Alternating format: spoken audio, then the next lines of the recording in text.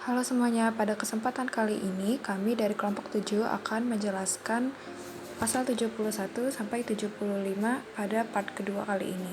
Pasal 71 Batasan Umum. Ayat pertama. Konseling psikologi adalah kegiatan yang dilakukan untuk membantu mengatasi masalah psikologis yang berfokus pada aktivitas preventif dan pengembangan potensi positif yang dimiliki dengan menggunakan prosedur berdasarkan teori yang relevan. Istilah untuk subjek yang menjalani layanan konseling psikologi adalah klien. Konseling psikologi dapat dilakukan untuk menyelesaikan masalah pendidikan, perkembangan manusia, ataupun pekerjaan baik secara individual maupun kelompok. Orang yang menjalankan konseling psikologi disebut konselor. Ayat 2. Terapi psikologi adalah kegiatan yang dilakukan untuk penyembuhan dari gangguan psikologis atau masalah kepribadian dengan menggunakan prosedur baku berdasarkan teori yang relevan dengan ilmu psikoterapi. Istilah untuk subjek yang menjalani layanan terapi psikologi adalah klien. Terapi psikologi disebut psikoterapi. Terapi psikologi dapat dilakukan secara individual maupun kelompok. Orang yang menjalankan terapi psikologi disebut psikoterapis. Pasal 72. Kualifikasi konselor dan psikoterapis. Ayat 1. Konselor atau psikoterapis adalah seseorang yang a. memiliki kompetensi dan kualifikasi untuk menjalankan konseling psikologi atau terapi psikologi yang akan dilaksanakan secara mandiri dan atau masih dalam supervisi untuk melaksanakannya sesuai dengan kaidah pelaksanaan konseling psikologi atau psikoterapi tersebut. B. Mengutamakan dasar-dasar profesional. C. Memberikan layanan konseling atau terapi kepada semua pihak yang membutuhkan. D. Mampu bertanggung jawab untuk menghindari dampak buruk akibat proses konseling atau terapi yang dilaksanakannya terhadap klien. Ayat 2. Yang dimaksud dengan sikap profesional adalah a. Senantiasa mengandalkan pada pengetahuan yang bersifat ilmiah dan bukti-bukti empiris tentang keberhasilan suatu konseling atau terapi. B. Bertanggung jawab dalam pelaksanaannya. C. Senantiasa mempertahankan dan meningkatkan derajat kompetensinya dalam menjalankan praktik psikologi. Contoh kasus, terapis Lionel adalah seorang terapis yang ahli pada bidang gagap bicara. Lionel bukan psikolog, melainkan seorang terapis yang memberikan terapi kepada kliennya secara otodidak dari apa yang pernah ia alami. Hal tersebut terjadi karena suatu hari salah seorang temannya meminta bantuan Lionel untuk menghibur seseorang yang dikarenakan sedang stres, ia menjadi kesulitan berbicara.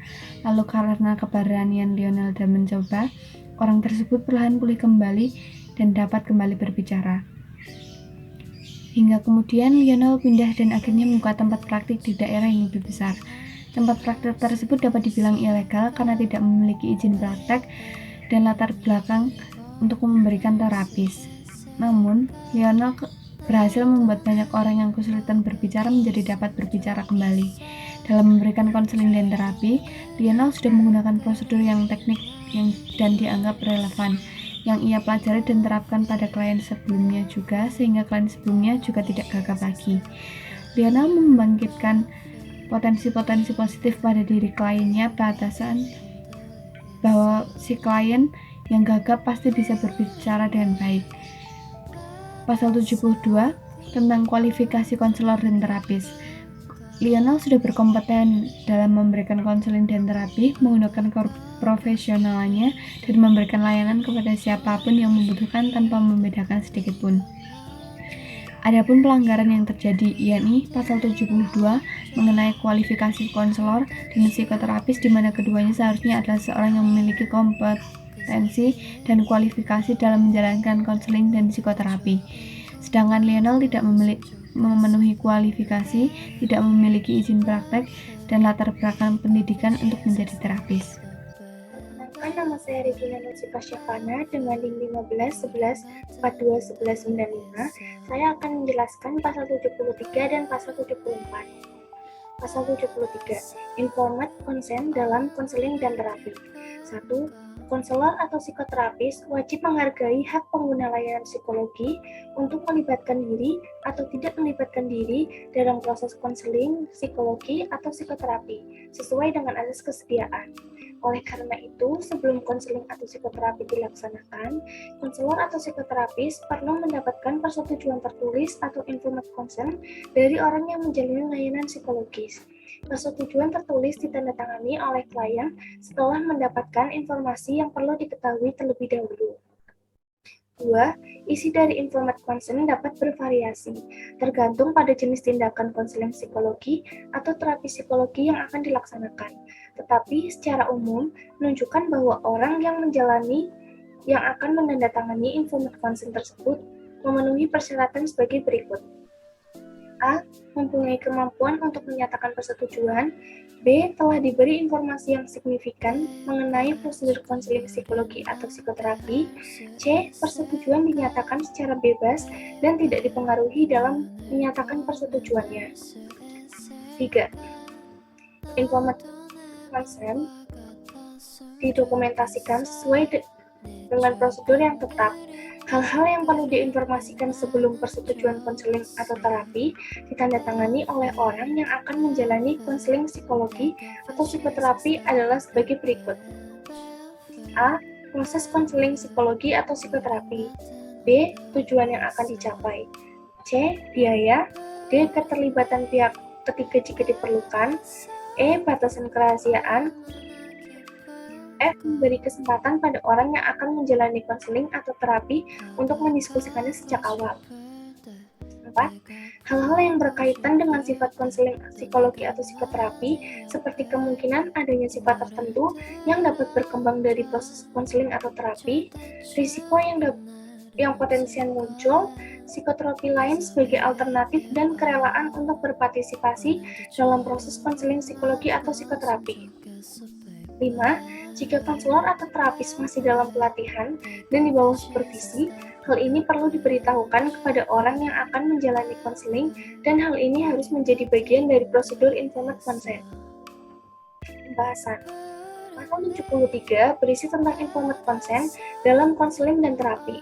Informed consent adalah persetujuan tertulis atau pernyataan dari klien, pasien, atau walinya yang berisi tentang persetujuan atas rencana tindakan yang akan dilakukan oleh seorang ahli di bidangnya.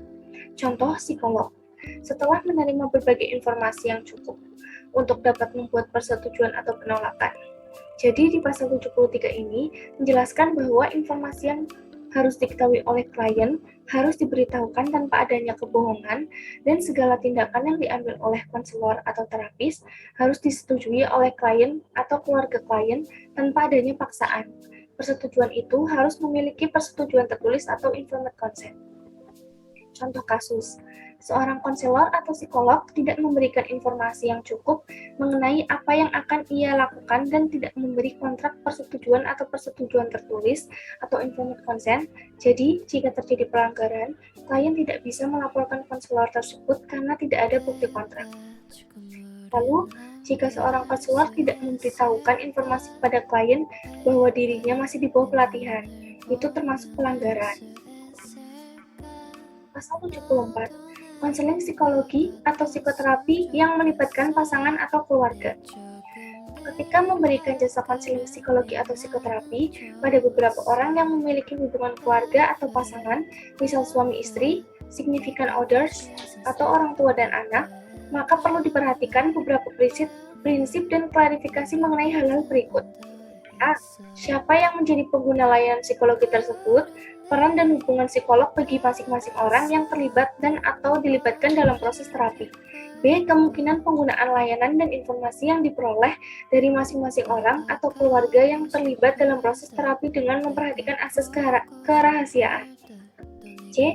Jika secara jelas psikolog harus bertindak dalam peran yang bertentangan, misal sebagai terapis keluarga dan kemudian menjadi saksi untuk salah satu pihak dalam kasus perceraian, psikolog perlu mengambil langkah dalam menjelaskan atau memodifikasi atau menarik diri dari peran-peran yang ada secara tepat. Pembahasan. Pasal 74 berisi tentang konseling, psikologi atau psikoterapi yang melibatkan pasangan atau keluarga. Dalam pasal 74 ini menjelaskan bahwa psikolog harus profesional dalam menangani kliennya. Tidak boleh didasari atas hubungan atau pengalaman. Psikolog harus menangani kliennya sesuai dengan kadar yang dibutuhkan oleh klien. Contoh kasus. Seorang psikolog menangani keluarganya sebagai klien, namun psikolog ini tidak benar-benar memeriksa kliennya tersebut karena merasa sudah mengerti dengan keadaan kliennya yang posisinya adalah keluarga si psikolog ini. Jadi hasil pemeriksaannya tidak valid karena si psikolog ini hanya mengandalkan hubungan pengalamannya dengan klien tersebut. Sekian dari saya, terima kasih.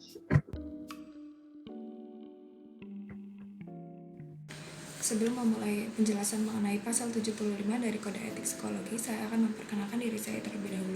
Nama saya Sabrina Ali Hasan dari Rombel 4 dengan nomor induk mahasiswa 1511421194. Pada pasal 75 konseling kelompok dan terapi kelompok dinyatakan bahwa ketika psikolog memberikan konseling psikologi atau psikoterapi pada beberapa orang dalam satu kelompok, psikolog harus mempertimbangkan kondisi klien dalam kaitannya dengan konseling atau psikoterapi kelompok yang akan dilaksanakan. Menjelaskan peran dan tanggung jawab semua pihak serta batas kerahasiaannya. Jadi di sini kerahasiaan harus diperjelas, jumlah dalam kelompok, masalah yang akan diselesaikan, tujuan dari konseling, jumlah konselor yang akan digunakan, kerahasiaan yang harus terjamin, dan kenyamanan dan efektivitas harus maksimal. Contoh yang bisa saya berikan dalam pasal ini adalah ketika sebuah keluarga mendatangi konselor untuk menangani masalah keluarga mereka. Di sini harus ditentukan siapa saja orang yang bersangkutan akan mengikuti sesi konseling ini. Kemudian jumlah konselor yang digunakan dan siapa saja konselor itu. Kemudian tujuan dari konseling ini dan kerahasiaan yang harus dibatasi. Kemudian jika dilanggar maka akan mendapatkan sanksi. Contohnya misal ada orang tidak bersangkutan yang mengikuti sesi konseling ini, kemudian bocornya rahasia ke tangan orang lain. Sekian penjelasan dari kami, mohon maaf jika ada kesalahan. Terima kasih, sampai jumpa kembali.